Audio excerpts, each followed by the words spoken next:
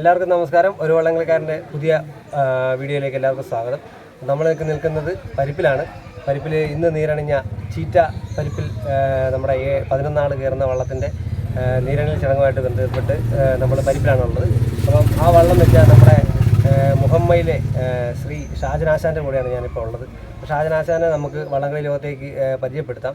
ഒരുപാട് വള്ളങ്ങൾ ഷാജനാശാൻ വെച്ചിട്ടുണ്ടെങ്കിലും പോലും നമ്മുടെ വള്ളംകളി ലോകത്ത് അദ്ദേഹം നമുക്ക് പ്രാദേശികമായിട്ടുള്ളൊക്കെ അറിയപ്പെട്ടിട്ടുള്ളൂ. ഇപ്പം മുന്നോട്ട് നമുക്ക് എല്ലാവർക്കും ഇപ്പം വള്ളംകളി ലോകത്ത് പലരും ഈ വള്ളത്തിൻ്റെ വീഡിയോ കണ്ട് വിളിച്ചു ചോദിച്ചിട്ടുണ്ട്, ആരാണ് വെച്ചത്, അപ്പം നമ്പർ കിട്ടുമെന്നൊക്കെ ചോദിച്ചിട്ടുണ്ട്. അപ്പോൾ നമുക്ക് ആശാൻ്റെ വിശേഷങ്ങളും ആശാൻ ഈ വള്ളംകളി മേഖലയ്ക്ക് എത്തിയിട്ട് എത്ര നാളായതൊക്കെ നമുക്ക് ഒന്ന് ചോദിച്ചറിയാം. അപ്പോൾ ആശാൻ നമസ്കാരം. അപ്പോൾ ഈ വള്ളംകളി ലോകത്തേക്ക് ഈ ചെറിയ വള്ളം വെക്കുന്നതുമായി ബന്ധപ്പെട്ട് ഇപ്പോൾ എത്ര വർഷമായിട്ട് ഈ മേഖലയിലുണ്ടെന്നൊന്ന് പറയാം? വള്ളംകളി മേഖലയുമായിട്ട് ബന്ധപ്പെട്ടിട്ട് ഒരു 15 വർഷമായിട്ടുണ്ട്. എൻ്റെ വള്ളം പണിയായിട്ട് ബന്ധപ്പെട്ടിട്ട് 18ാമത്തെ വയസ്സിൽ മുഹമ്മയിൽ എന്ന കരയിൽ വന്ന് വള്ളം വെക്കാൻ തുടങ്ങിയതാണ്. പുതിയ വള്ളം വെക്കാൻ തുടങ്ങി 18ാമത്തെ വയസ്സിൽ. ഇന്നിപ്പോൾ ഒരു മുഹമ്മയിൽ വൈക്കം മറ്റേ തണ്ണീർമുക്കം വണ്ടുമാലി തെക്കോട്ട് കൈനേരി കുട്ടനാടൻ പ്രദേശം മൊത്തം ഒരു 1700-1500 മേൽ വള്ളം വെച്ചിട്ടുണ്ട്. അപ്പോൾ വലക്ക് പോകുന്ന വള്ളങ്ങളും കായലിൽ മറ്റേ ഫൈബർ വള്ളം വരുന്നതിന് മുമ്പുള്ള കാര്യങ്ങളാണ് ഞാൻ പറഞ്ഞത്. ഫൈബർ വള്ളം വന്നു കഴിഞ്ഞ് മരത്തിൻ്റെ വള്ളം കുറവാണ്. പക്ഷേ ഫൈബർ വള്ളം വരുന്നതിന് മുമ്പ് 1700 വള്ളങ്ങളോളം കൈനേരി കുട്ടനാടൻ പൊന്നുമട മൊത്തം പ്രദേശങ്ങളിലേക്ക് വെച്ച് കൊടുത്തിട്ടുണ്ട്. അത് കഴിഞ്ഞിപ്പോൾ ഒരു 10-15 വർഷമായാലും നമ്മൾ ഈ പറഞ്ഞ പോലെ തുഴച്ചിൽ വള്ളങ്ങളുമായിട്ട് ബന്ധപ്പെട്ടു. അതിപ്പോൾ നമ്മൾ 8ാമത്തെ വള്ളമാണ് ഇപ്പോൾ വെച്ചത്.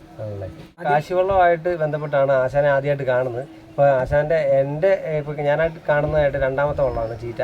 അപ്പം കാശിവള്ളത്തിന് മുമ്പുള്ള വള്ളങ്ങളെക്കുറിച്ച് നമുക്ക് ചോദിക്കാം.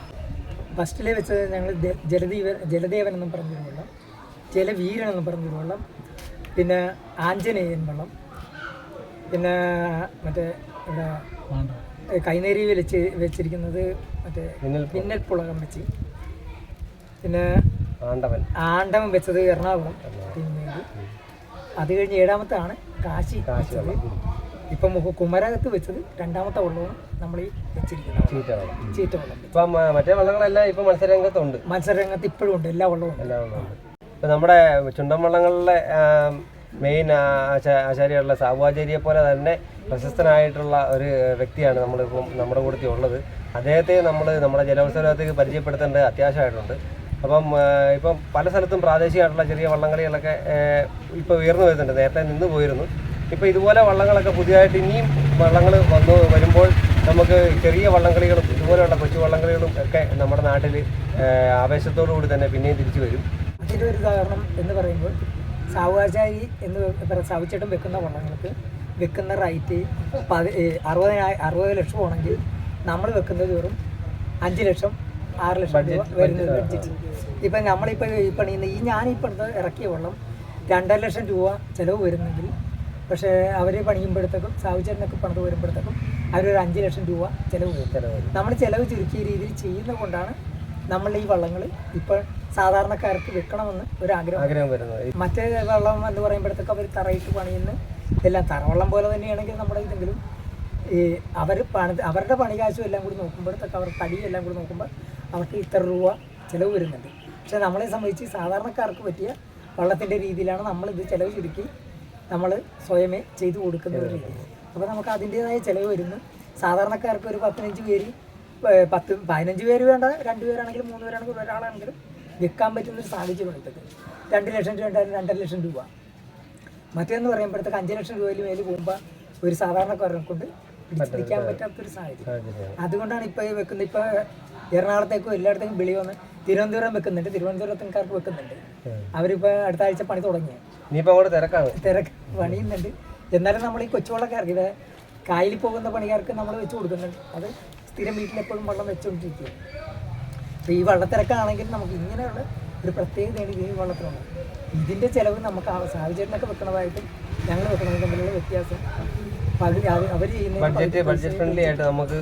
സാധാരണക്കാർക്ക് വെക്കാൻ പറ്റുന്ന രീതിയിലാണ് നമ്മൾ വെച്ച് കൊടുക്കുന്നത്. പിന്നെ ഇപ്പോൾ ഈ തറവള്ളവും ഈ കെട്ടുവള്ളം തമ്മിലുള്ള ഒരു വ്യത്യാസം ഒന്നു പറഞ്ഞത്. തറവള്ളം കെട്ടുവള്ളം എന്ന് പറഞ്ഞാൽ ഇപ്പോൾ പറയുന്നത് തറവള്ളം ലാസ്റ്റ് ചെയ്യുന്ന ഒരു കാരണവശാലും അതിന് പിന്നീട് കംപ്ലൈൻറ്റ് വരുന്നില്ല, അതായത് മെയിൻ്റനൻസ് വരുന്നില്ല എന്നുള്ള ഒരു ഇത് വരും. ആ രീതിയിൽ തന്നെയാണ് നമ്മളിപ്പോൾ ആ തറവെള്ളം പോലും ലാസ്റ്റ് ചെയ്യണം എന്നുള്ള രീതിയിൽ തന്നെയാണ് ഇത്. കെട്ടെന്ന് പറഞ്ഞ സാധനം ഇതിനകത്ത് ദ്രവിച്ചു പോകുന്നൊരു സാധനം ഇതിനകത്തില്ല. അതായത് കെട്ടെന്ന് പറഞ്ഞാൽ കെട്ടി വെക്കുകയാണെങ്കിൽ ഇതിനകത്ത് ദ്രവിപ്പം ഉണ്ടാവും. തടിയും പൂതിരിച്ച് പോകും കുറച്ചാൾ കഴിയുമ്പോൾ.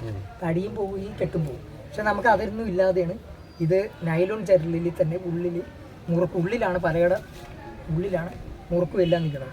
ഒരു കാരണവശാലും ഇപ്പോൾ ഈ തറവെള്ളം ലാസ്റ്റ് ചെയ്യുന്ന പോലെ തന്നെ 10-15 വർഷം ഒരു കംപ്ലൈൻറ്റും ഇല്ലാതെ കിടക്കും എന്നുള്ളതാണ് നമ്മളുടെ കണക്കുകൂട്ടലുകൾ.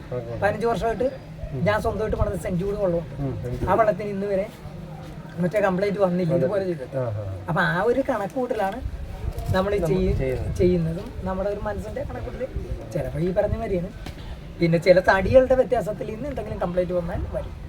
അല്ലാതെ നമ്മുടെ പണിയുടെ പാട്ടിൽ ഇപ്പോൾ ഈ വെള്ളം വെക്കുന്നതിൻ്റെ കൂടുതൽ നമ്മളെ എത്ര സഹായികളുണ്ട്? അതോ ഞങ്ങൾ 3 പേരാണ്. 3 പേരാണ്. അവർ എന്നെ സഹായിക്കാൻ വിനോദം എന്ന് പറഞ്ഞൊരു സഹായിക്കും. പുഷൻചേട്ടൻ എന്ന് പറഞ്ഞാൽ 10-70 വയസ്സുള്ള ഒരാളാണ്. പക്ഷേ നല്ല ആത്മാർത്ഥതയോടുകൂടി നമ്മുടെ കൂട്ടത്തിൽ നിൽക്കുന്നത്. ഇവരുടെ 2 പേരുടെയും കൂടി സഹായം കൂടിയാണ് മരപ്പണി മൊത്തവും ഞാനാണ് ചെയ്യുന്നത്. അവർ കെട്ടും ഇതൊക്കെ ചെയ്തു തരാൻ സഹായിക്കുന്നത്. ഇനിയിപ്പം നമുക്ക് അടുത്തതായിട്ട് ഇനി എന്തെങ്കിലും വെള്ളം വന്നിട്ട് പണിയാനായിട്ട് അടുത്തതായിട്ട് 7 പേരുടെ വെള്ളം 3 വെള്ളം പണിയാനുള്ള 7 ആൾ കയറുന്ന 7 ആൾ 3 വെള്ളത്തിന്റെ. അത് എവിടെയാ സ്ഥലം? അതിവിടെ പരിപ്പിലുണ്ട്. പിന്നെ എറണാകുളമല്ല, ആലപ്പുഴയുണ്ട്. എറണാകുളംകാരൊന്നും വിളിച്ചിട്ടില്ല. എറണാകുളംകാർ വിളിക്കും എന്നുള്ള ഒരു കണക്കോട്ടില്ല. ഇപ്പോൾ തന്നെ 2-3 ടീം വിളിക്കുന്നുണ്ടെങ്കിൽ വെള്ളം വെക്കാനൊന്നല്ല, ഈ വെള്ളം വെച്ച് കണ്ട് ഇറങ്ങി കണ്ടതിന് ശേഷം ഇപ്പൊ രാവിലെ 2-3 ടീം വിളിച്ച് അവരെ വടക്കുള്ള മെയിൻ തുഴച്ചിലുകാരാണ്. രൂപേഷ് എന്ന് പറഞ്ഞ്, പിന്നെ രൂപേഷിനെ അറിയാം. രൂപേഷുണ്ട്, പിന്നെ അന്തിമകാലിന്റെ പയ്യനുണ്ട്. ഇവരൊക്കെ വിളിച്ചിട്ടിരിക്കുകയായിരുന്നു. അവരുടെ സന്തോഷം കൊണ്ട് വിളിച്ച് കണ്ടപ്പോൾ. ഇപ്പൊ ഭാവി പരിപാടികൾ ഇനിയിപ്പം 3 വെള്ളം ഉള്ളു. 3 വെള്ളം ഇപ്പൊ ഉള്ളു. അപ്പൊ ഇനി വരും കാലങ്ങളിൽ നമുക്ക് ഒരുപാട് വള്ളങ്ങൾ നമ്മുടെ ഷാജനാശാനെ കൊണ്ട് ജലോത്സവ ലോകത്തേക്ക് എത്തട്ടെ. അപ്പോൾ നമ്മുടെ പുതിയ വള്ളം ചീറ്റയും നമ്മുടെ ജലോത്സവ ലോകത്ത് നല്ല ചീറിപ്പാഞ്ഞ് നമ്മൾ നടക്കട്ടെ എന്ന് ആശംസിക്കുന്നു. അപ്പോൾ എല്ലാവർക്കും നമ്മുടെ ഈ വീഡിയോ കണ്ട എല്ലാവർക്കും നന്ദി, നമസ്കാരം.